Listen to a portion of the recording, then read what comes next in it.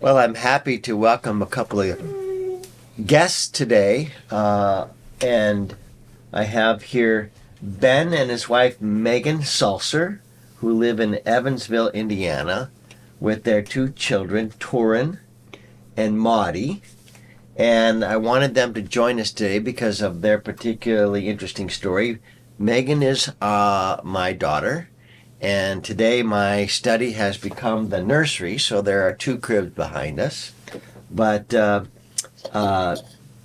everybody loves children, and tell us a little bit about your experience with these two kids and embryo adoption. All right, yeah. So Torin and Monty are adopted, but not adopted the typical way. Embryo adoption is less known, and it's when you actually adopt an embryo, and then you have it transferred to the adoptive mother's womb. So Megan gave birth to these babies, but they're not genetically related to us. Okay.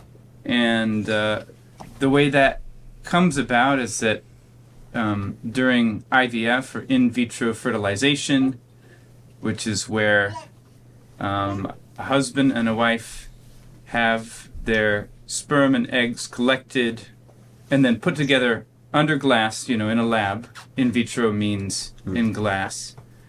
That generates typically a lot of embryos, and very often the families who have those embryos and who give birth to those IVF babies have many embryos left over. Those leftover embryos, anything could happen to them. Any number of things. They could be frozen for years, and then maybe the family would take them out and try to give birth to them, the original genetic family. They could be given to science, donated to science, which is a euphemism for being killed for the purposes of research. They could be abandoned indefinitely. Some significant percentage in the United States of these frozen embryos are abandoned indefinitely. Okay. They could perish in a laboratory accident. A cryopreservation unit, a freezer that they're in, could go down. Okay. And then maybe the fertility clinic would be sued. That's happened in some important cases in the United States. Or they could be given away to other families.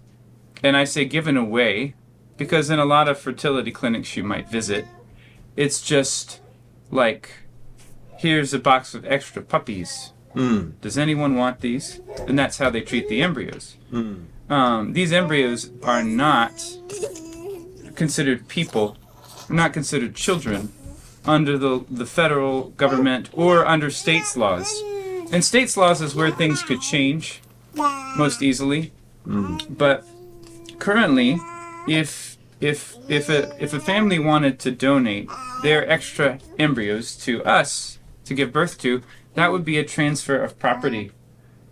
So embryo adoption, of course, is the moral and the ethical and the spiritual reality of what's going on, because these are people. We know that. We know that little embryos are made in the image of God from the moment of conception. But in our nation, they're not treated that way. And so there are a couple of agencies that treat the process of donating embryos as adoption.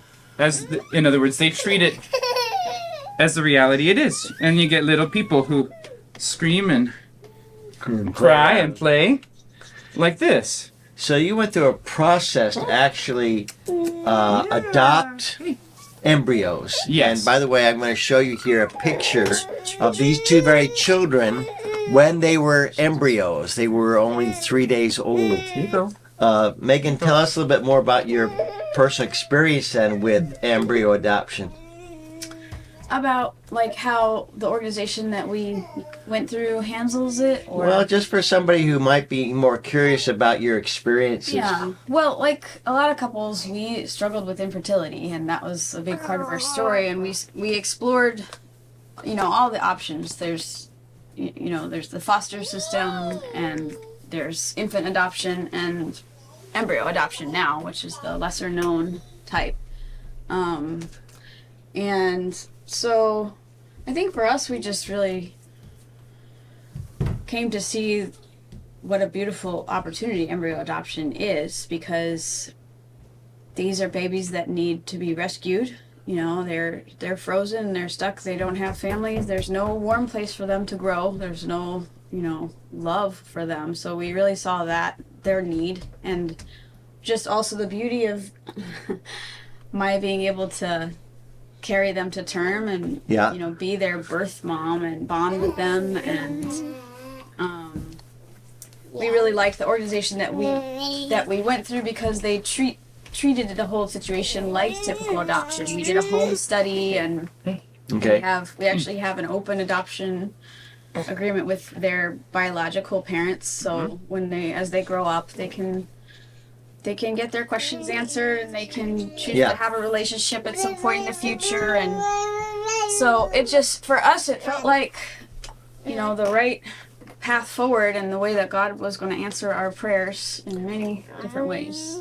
So from a ethical perspective, this falls under the pro-life movement, in the sense that while we're trying to rescue babies from abortion or other kinds of intentional killing of innocent children, babies that are embryos, human life at the earliest stages, are being stuck into a freezer and left there and abandoned, and you're in effect rescuing them. That's right. And as well as fulfilling your own desire to have a family. Absolutely. So let's get into the really complicated issue. Either one of you can jump in on this. But Sure. again, since both in vitro and embryo adoption are relatively new to average folks, briefly explain the moral differences between the two, and why you oppose, from an ethical perspective, the practice of in vitro fertilization, but why you're such an advocate of embryo adoption. Sure. Go. I'll start and say that in vitro fertilization, there's a lot of ways to think about the ethical problems, because there's a number of different problems that come along. Kind of maybe the easiest one to grab onto is that IVF came about through the killing of babies. It was impossible for Robert Edwards, who's the doctor who pioneered human IVF, to make it work, make it result in the birth of a live baby, which it finally did, and I think it was 1971, with the birth of Louise Brown in Britain. But right around there, my date might be a little off. It was impossible for him to make that work without first creating and attempting to implant any number of other embryos, and that resulted in their death. So to create the one, you had to create the many. You had to create the many, and they had to die, because it's a scientific process, and it's a messy business.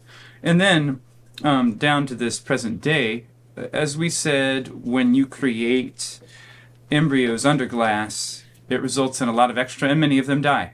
And then many are left to die. And so the process has, since it was created, it's created through death, and it's led to a lot of death. And so that's an easy place to say, what's going on here? Thou shalt not murder. This is innocent life. Who are we to create it and subject it to death? Why are we participating in a technology built on the blood of innocence? And but that kind of leads to the bigger problem. And there's still other things we could say, but I'll just go straight to what I see as the core, the biggest problem. And that's what Dr. Robert Edwards himself, the pioneer of IVF, said in an interview in his later years. He had been lauded and awarded and celebrated because of what he had done.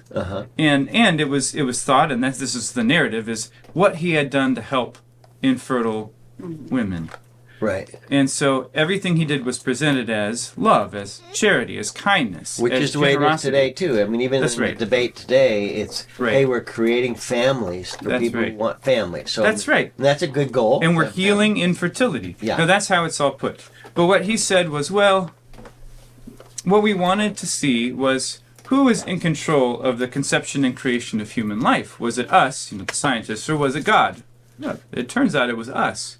That's what Now, he said. that's his that's what he said. I'm paraphrasing, but that's his fundamental attitude, and it always was. And I think as soon as you understand that, if you see in vitro fertilization as an attempt to take the powers of the Creator, then it suddenly makes a lot more sense why there was so much death and why there's so much innocent blood shed.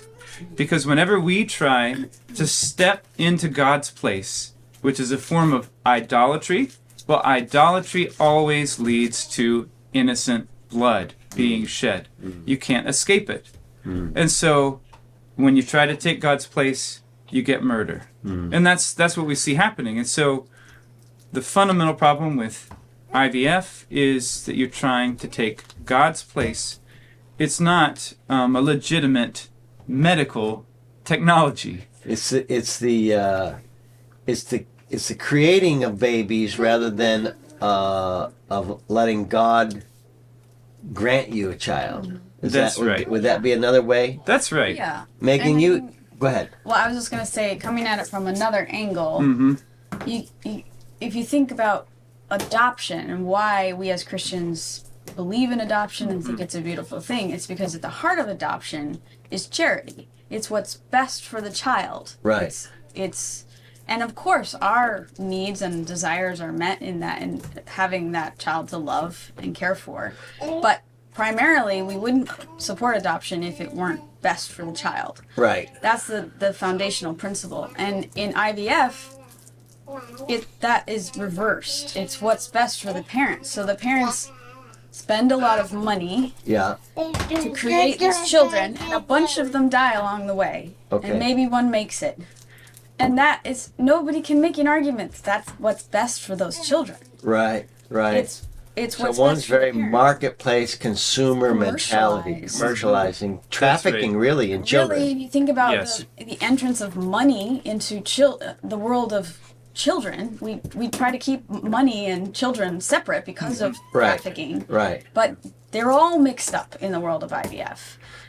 Okay, so in one quick summary, the reason that you have so many ethical concerns and rejection, really, of IVF as a legitimate, righteous practice is that it is a child trafficking business by definition, whereas embryo adoption is a rescue movement. Absolutely. Those children, just like all the children in the foster care system or any infant that needed to be adopted, are in need. Yeah. They need a family. Okay, well, I know you're on a journey here, and a lot more people are learning more about your journey and about embryo adoption, and I've got two beautiful examples of embryo adoption working. You had two babies, embryos implanted, and here they are sitting here 15 months later.